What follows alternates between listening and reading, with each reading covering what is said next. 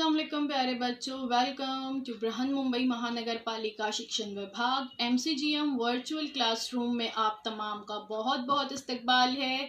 और जैसे कि आपको पता है कि स्कूल्स हमारे फिलवक्त बंद है, लेकिन तालीम का सिलसिला रुका नहीं है, थमा नहीं है। और जो है हम आपके सामने रोज़ ब रोज़ जो है नए नए लेक्चर्स के साथ जो है हाजिर होते हैं। तो वैसे ही आज का हमारा एक नया इंटरेस्टिंग सेशन लेकर हम आए हैं आपके साथ, और मैं हूं आपकी मौलमा शेख ज़रीन सबा। तो चलिए शुरुआत करते हैं हमारे आज के सेशन की।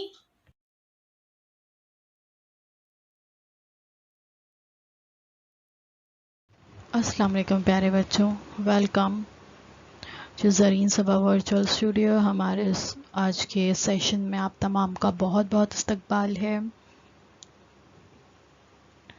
और बच्चों, अगर आप चाहते हैं कि ऐसे अच्छी वीडियोस आपको आगे भी मिलती रहें तो इसलिए हमारे चैनल को सब्सक्राइब करना ना भूलें।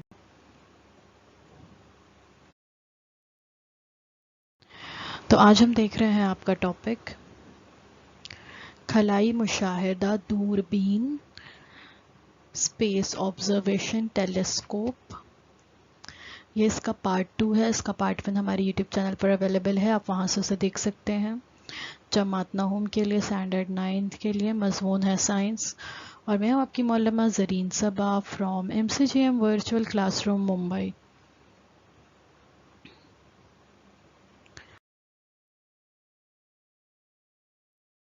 बच्चों, स्कूल बंद है लेकिन तालीम का सिलसिला जारी व सारी रहे, इसलिए हम हर रोज़ एक नए वीडियो के साथ आपके सामने हाजिर होते हैं।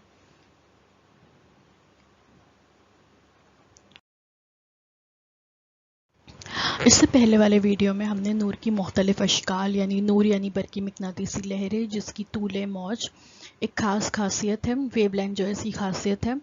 जिस नूर की तूले मौज 400 नैनोमीटर से 800 नैनोमीटर के दरमियान होती है, वही नूर जो है इंसानी आँख देख सकती है, और इसी को मरई नूर की शुआएं कहते हैं। इसके बारे में हमने लास्ट वीडियो में मालूमात हासिल की थी, और हमने देखे थे ना कि इससे कम नैनोमीटर और इससे ज़्यादा नैनोमीटर की भी वेवलेंथ होती है, लेकिन हम उसको नहीं देख पाते हैं।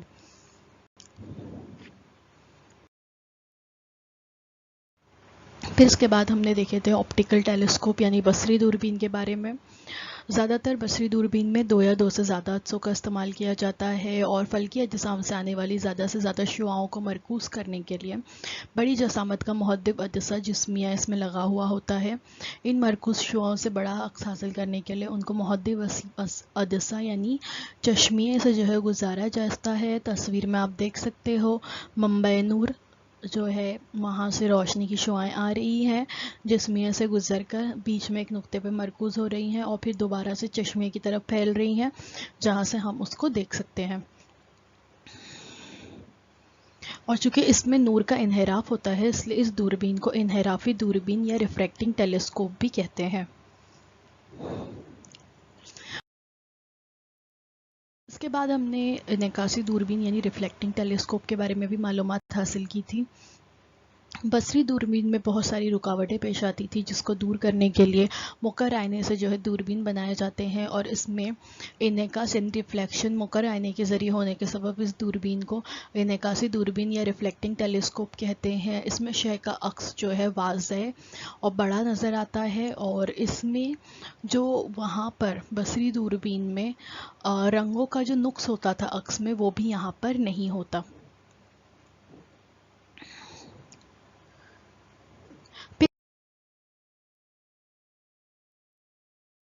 हमने देखे थे कि ये जो रिफ्लेक्टिंग टेलीस्कोप है ये 2 तरह से होती है। इसमें पहला तरीका है न्यूटन के तरीके पर मुबनी दूरबीन। यहाँ तक हम लास्ट वीडियो में देख चुके हैं, आज हम इससे आगे देखेंगे।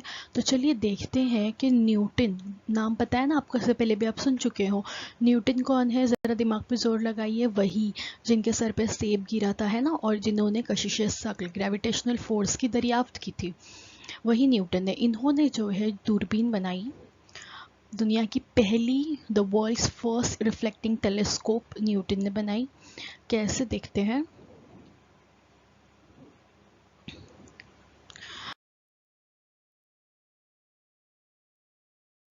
न्यूटन के तरीके पर मुबनी दूरबीन में मुकर आईने पर मुनहसर दूरबीन में न्यूटन का तरीक़ाकार और कैसग्रेन का तरीक़ाकार राइज है। दो तरीके हैं, ठीक है। हाँ, शक्ल 18.2 यानी यहाँ पे जो शक्ल नज़र आ रही है इसमें दिखाए हुए तरीके में खला से आने वाली नूर की शुआएं जो है मुकर आईने की सतह से मुनाकिस होती हैं।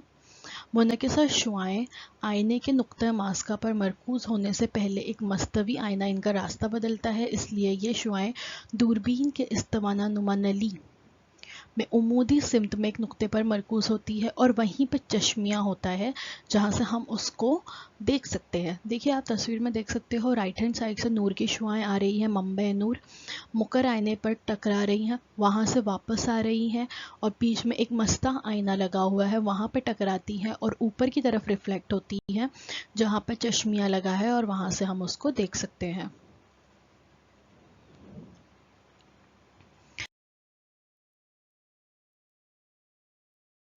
दूसरा है कैसग्रेन के तरीके पर मुबनी दूरबीन। लॉरेंट कैसग्रेन, तस्वीर में आप इस साइंसदान को देख सकते हैं, इन्होंने भी एक तरीका बताया। इनकी दूरबीन भी आप तस्वीर में देख सकते हो किस तरह की है।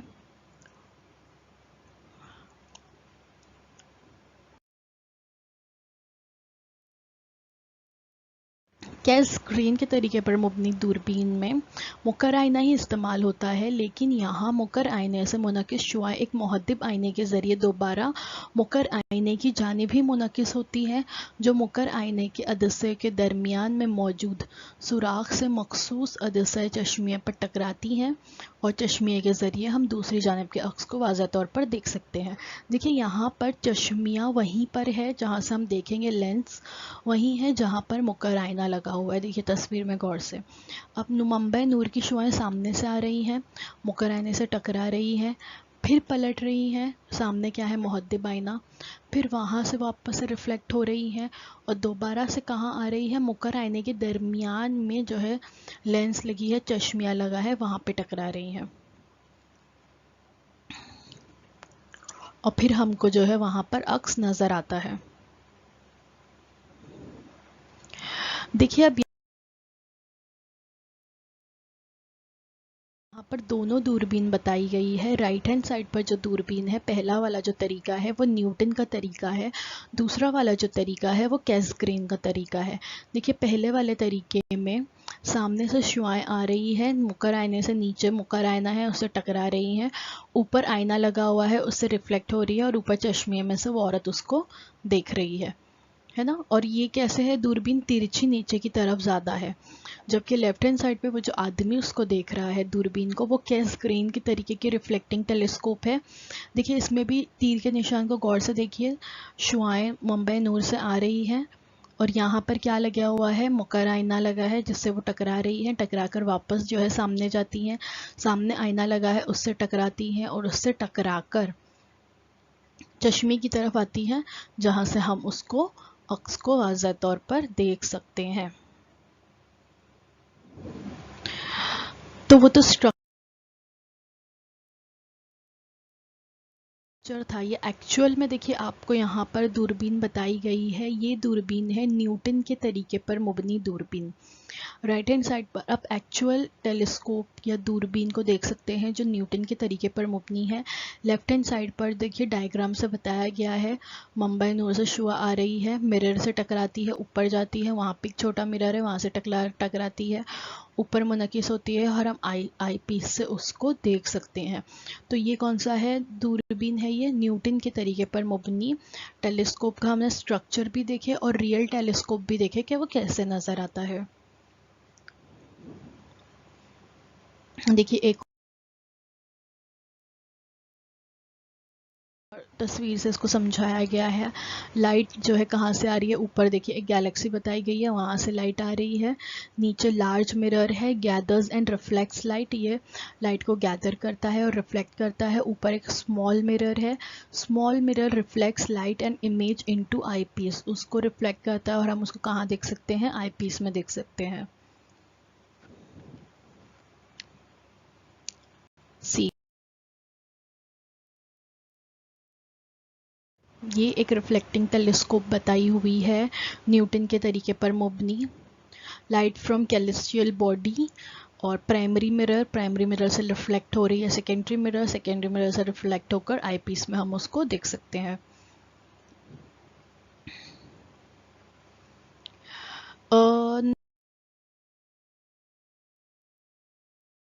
Now let's see the difference between reflecting telescope and refracting telescope. दोनों के दरमियान में क्या फ़र्क है देखते हैं।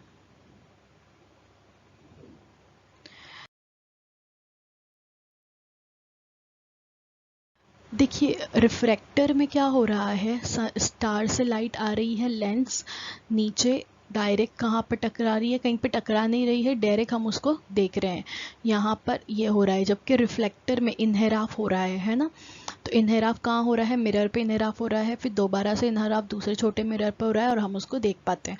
तो ये बहुत बड़ा डिफरेंस है दोनों में।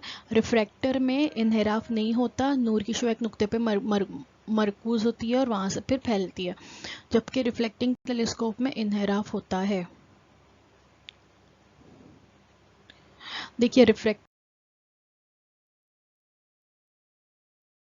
टेलीस्कोप और रिफ्लेक्टिंग टेलीस्कोप बताया गया है, और आप यहाँ पे डिफरेंस देख सकते हैं। ऑब्जेक्टिव लेंस जो है कहाँ है, यहाँ पे नीचे है, उसमें वहाँ ऊपर है, और यहाँ से डायरेक्टली लाइट आ रही है और हम आईपीस से उसको देख रहे हैं। जबकि यहाँ पर रिफ्लेक्टिंग टेलीस्कोप में यहाँ से लाइट आई, प्राइमरी मिरर से टकराई, प्राइमरी मिरर से सेकेंडरी मिरर पर टकराई, फिर इन्हेराफ हुआ और हम उसको आईपीस से देख सकते हैं। अब देखते हैं भारत में मौजूद कुछ दूरबीन। भारत में 2 मीटर कुतर के आईनों की कुछ दूरबीन कई सालों से काम कर रही है।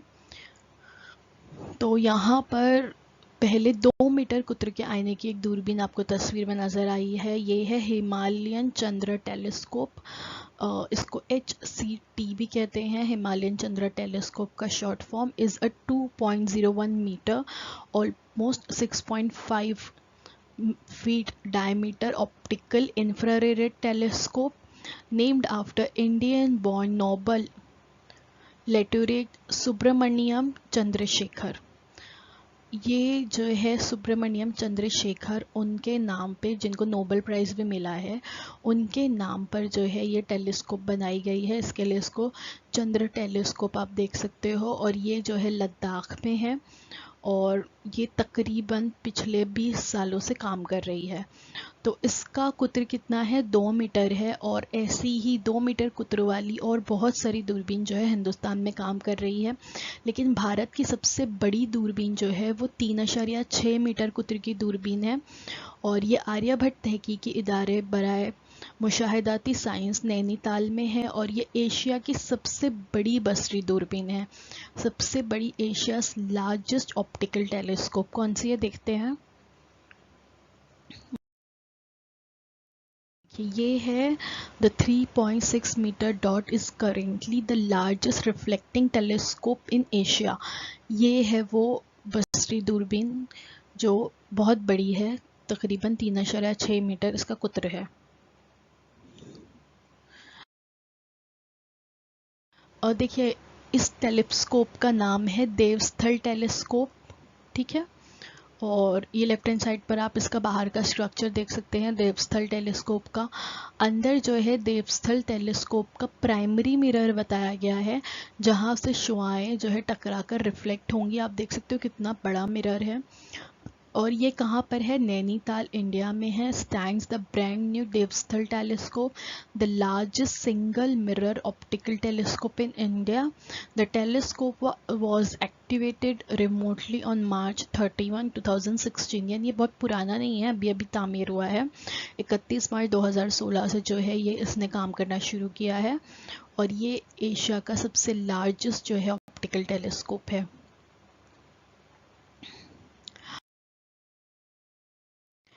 अब तक हम देख रहे थे ऑप्टिकल टेलीस्कोप। अब कुछ नॉन ऑप्टिकल टेलीस्कोप्स देखते हैं, जैसे for example radio telescope, X-ray telescope और इंफ्रारेड या यूवी टेलीस्कोप वगैरह।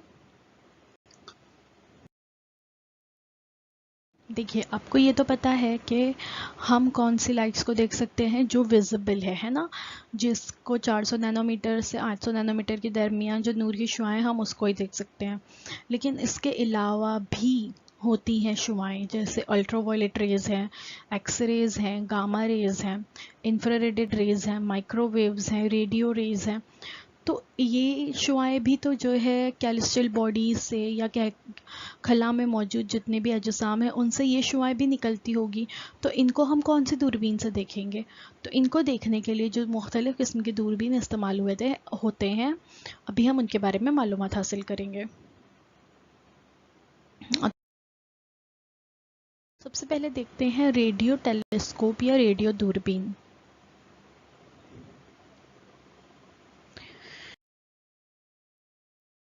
देखिए, आपने ऐसे छतरी नुमा स्ट्रक्चर जो है बहुत सारी जगह पर देखे होंगे, या सफ़र के दौरान आपने देखे होंगे, आप कहीं जा रहे हैं गाड़ी से तो आपको ऐसे नज़र आए होंगे, है ना। तो ये क्या है? ये रेडियो टेलीस्कोप्स हैं। बहुत से खलाई अजसाम से मरई शुआओं के अलावा, यानी जो शुआएं हम देख पाते हैं, है ना, उसके अलावा भी रेडियाई लहरें निकलती हैं। इन लहरों को हम सादा आंखों से नहीं देख सकते, है ना, हमको ये नज़र नहीं आती।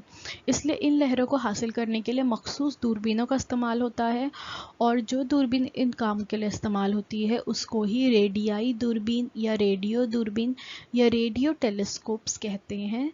और ये किस तरह की होती हैं? जैसे आपको तस्वीर में नीचे नज़र आ रही है, कुछ इस तरह की ये रेडियो टेलीस्कोप्स नज़र आती हैं।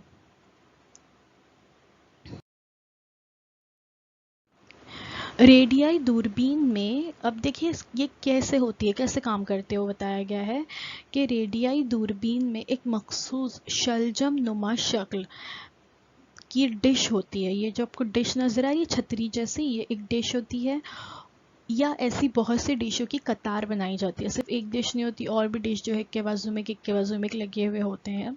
बसरी दूरबीन की तरह कुर्रवी सतहों से रेडियाई लहरें जो है वो मुनक्किस होती हैं। ये रेडियाई लहरें जो है, यहाँ पर कुर्रवी सतह है, उससे जो डिश है उससे क्या होती है? मुनक्किस होती हैं, और इस डिश के मरकज़ मास्का पर मरकूज़ हो जाती हैं। और यहाँ पर इसका जो मरकज़ मास्का है, यानी इसका जो बीच में एक पॉइंट है, वहाँ पर क्या होती हैं? सेंटर पॉइंट जो है इसका, वहाँ पे ये मरकूज़ हो जाती हैं। वहाँ पर इन लहरों को हासिल कर सकने वाले काबिल रिसीवर्स लगे हुए होते हैं। आले से हासिल की गई मालूमात कंप्यूटर को फराहम की जाती है। कंप्यूटर जो है इस मालूमात का तजज़िया करता है और रेडियाई लहरों के मंबे की तरह खाका तैयार करता है। यानी ऊपर से रेडियाई लहरें आ रही हैं, डिश की जो छतरी बनी हुई है, डिश बनी है, उससे टकराती हैं, उसके दरमियान में एक पॉइंट है और वहाँ पर उस पर मरकूज़ होती हैं। वहाँ पर जो है रिसीवर्स लगे हुए होते हैं जो इस मालूमात को इकट्ठा करते हैं और वो कनेक्ट होते हैं। देखिए नीचे तस्वीर में आप देख सकते हो एम्पलीफायर कनेक्ट होते हैं कंप्यूटर से। कंप्यूटर जो है आले से जो मालूमात हासिल हुई है उसका तज्ज़िया करता है और रेडियाई लहरों के मंबे की तरह जो है इसमें फिर खाका तैयार होता है। तो ये रेडियाई दूरबीन का खाका हमने देखे कि ये कैसे काम करता है, और लेफ्ट हैंड साइड पे जो आपको नज़र आ रहा है वो रेडियाई दूरबीन की साख्त है कि उसका स्ट्रक्चर कैसे होता है।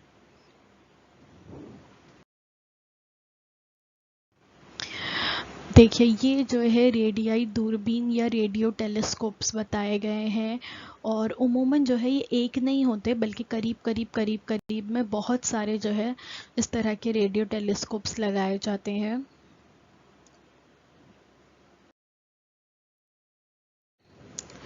देखिए ये कुछ यहाँ पर रेडियाई दूरबीन्स रेडियो टेलीस्कोप्स बताए गए हैं, इनमें हरकत भी होती है।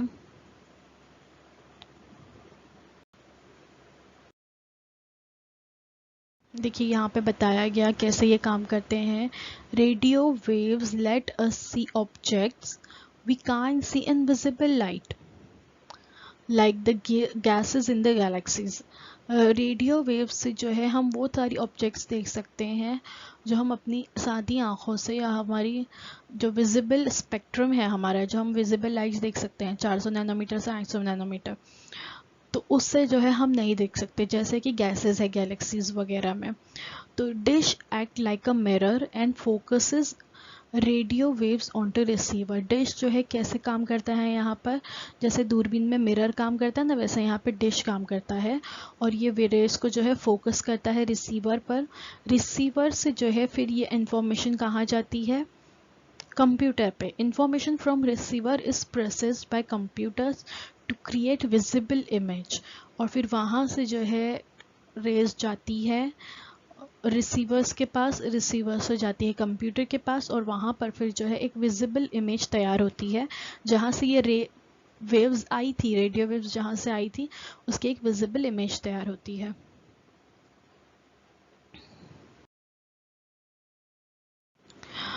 अब बताया गया है कि हमारे हिंदुस्तान में भी ऐसे बहुत बड़ा सा जो है रेडियो टेलीस्कोप्स लगे हुए हैं। पुणे के करीब एक नारायण गांव है, उस गांव में giant metre wave radio telescope, GMRT इसको कहते हैं, ये लगे हुए हैं। कवि हेकल रेडियाई दूरबीन तैयार की गई है, क्योंकि कवि हेकल क्यों कहा, क्योंकि बहुत बहुत बड़ी है। लेफ्ट हैंड साइड में तस्वीर देखिए आप, उस दूरबीन के नीचे कार, गाड़ी, जीप खड़ी हुई है जो कितनी छोटी सी नज़र आ रही है। तो आप तस्वीर कर सकते होंगे कि कितनी बड़ी दूरबीन होगी। तूले मौज मीटर में रखने वाली रेडियाई लहरों का मुताला करने के लिए ये दूरबीन तैयार की गई है। ये दूरबीन दरअसल 30 शलजम नुमा शक्ल की दूरबीनों का मजमुआ है। यानी ऐसी कितनी दूरबीन लगी हुई है, 30 दूरबीन लगी हुई है। और हर दूरबीन का कुतर जो है 45 मीटर है। हर दूरबीन का जो कुतर है, ठीक है, एक सिरे से दूसरे सिरे तक फासला होता है ना, कुतर यानी दायरे के एक सिरे से दूसरे सिरे तक का फासला, तो वो कितना है, तकरीबन 45 मीटर है। और इसलिए इस दूरबीन को कवि हेकल दूरबीन भी कहते हैं। GMRT कहते हैं या कवि हेकल दूरबीन कहते हैं।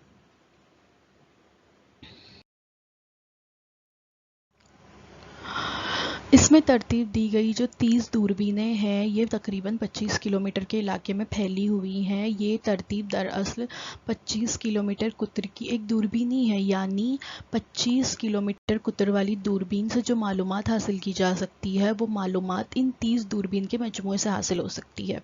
देखिए, अब अगर 25 किलोमीटर कुतर की इतनी बड़ी दूरबीन बनाने की कोशिश की जाती तो ये बहुत बड़ी हो जाती, और फिर इसको मेंटेन करना, उसका कुछ काम होने हो, उसकी ख़राबी हो, तो उसको बनाना वगैरह में काफ़ी दुश्वारी पेश आती। इसलिए क्या किया गया, 25 किलोमीटर के इलाके में एक दूसरे से थोड़े फासले पर 30 दूरबीनें जो है नस्ब की गई। अब ये हर एक दूरबीन जो एक इमेज कैप्चर करती है, या उससे जो एक इमेज हासिल होती है, इसको मिलाकर 30 दूरबीनों की इमेज को मिलाकर जो है एक इमेज हासिल होती है। और हम ये कह सकते हैं कि 30 दूरबीनों से मिलकर एक जो मालूमात हासिल हुई, वो 25 किलोमीटर कुतर वाली दूरबीन से हासिल होगी, उसके बराबर है। तो ये GMRT जो है, ये भारत के साइंसदानों ने माहिरीन की कम खर्च से तैयार की गई आलमी सतह की फराहम करदा तहकीकी सहूलत है।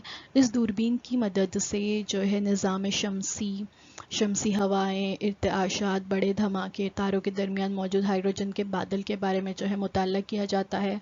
और साइंसदानों ने, भारत के साइंसदानों ने ये तैयार की है, और ये बहुत कम खर्च में तैयार की गई है। इसीलिए इस दूरबीन को इस्तेमाल करने के लिए दुनिया भर के साइंसदान जो है भारत आते हैं। सिर्फ ऐसा नहीं कि इस दूरबीन को इस्तेमाल करने के लिए सिर्फ भारत के साइंसदान यहाँ इकट्ठे होते नहीं, बल्कि पूरी दुनिया के साइंटिस्ट जो है यहाँ पर आते हैं, हमारे मुल्क हिंदुस्तान में आते हैं, और यहाँ आकर इस दूरबीन से फ़ायदा उठाते हैं, इस दूरबीन का इस्तेमाल करके मालूमात इकट्ठा करते हैं। तो है ना, ये हमारे मुल्क हिंदुस्तान के लिए कितनी बड़ी फ़ख्र की बात है कि हमारे यहाँ पर भी एक इतनी बड़ी हमारे साइंसदानों की तैयार की हुई दूरबीन है, जिसका इस्तेमाल दुनिया भर के लोग कर रहे हैं।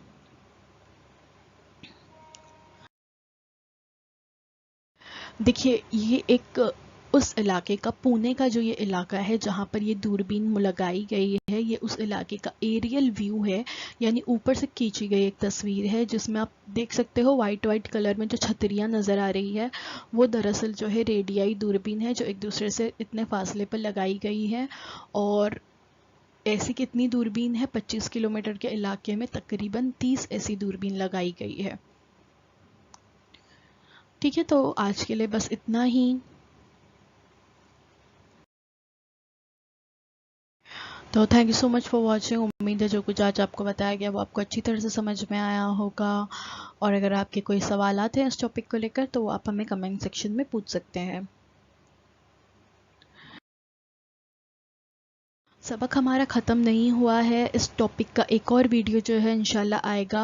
पार्ट 3 जो है इसका बनेगा। पार्ट 3 में जो है ये चैप्टर कंप्लीट होगा। तो अगर आप चाहते हैं कि आपको पार्ट 3 देखने के लिए मिले तो प्लीज़ हमारे इस चैनल को सब्सक्राइब कीजिए। सब्सक्राइब करने के बाद press the bell icon to get all the notifications. और साथ ही साथ हमारे इस वीडियो को अपने दोस्तों के साथ, अपने साथियों के साथ ज़्यादा से ज़्यादा शेयर कीजिए, इसे लाइक कीजिए, हमारे इस चैनल को फॉलो कीजिए और साथ ही साथ कमेंट कीजिए। कमेंट करके हमें बताइए कि आपको हमारा ये वीडियो कैसा लगा। और आपके कोई सवाल हैं तो वो भी आप पूछ सकते हैं, इंशाल्लाह उसके जवाब देने की पूरी कोशिश की जाएगी।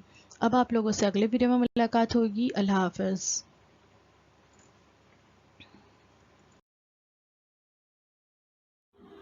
तो बच्चों, मुझे उम्मीद है जो कुछ आज आपको पढ़ाया गया वो आपको अच्छी तरह से समझ में आया होगा। और अगर आपको नहीं समझ में आया है तो हमारा ये वीडियो यूट्यूब पर भी अवेलेबल है, आप इसे दोबारा से जो है देख सकते हैं। और अपने साथ जो है अपनी टेक्स्ट बुक ज़रूर रखिए ताकि आपको जो है तमाम पॉइंट्स अच्छी तरह से समझ में आए। तो अब आप लोगों से इंशाल्लाह अगले हफ्ते एक नए वीडियो में मुलाकात होती है। अल्लाह हाफ़िज़।